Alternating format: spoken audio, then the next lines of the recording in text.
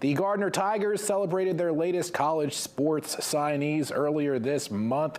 6 Tigers signed on the dotted line to compete after high school. Macy Hickey is going to St. Joseph's Field Hockey in Standish. Nick McKay is going to play lacrosse at Thomas. Brady Peacock will attend CMCC and play basketball after winning the gold ball this year. Tyler Tortolot picked UNE football. Jenna Tremblay swimming for Husson. And how about this? Eli Manning is going to run track at UMaine Farming.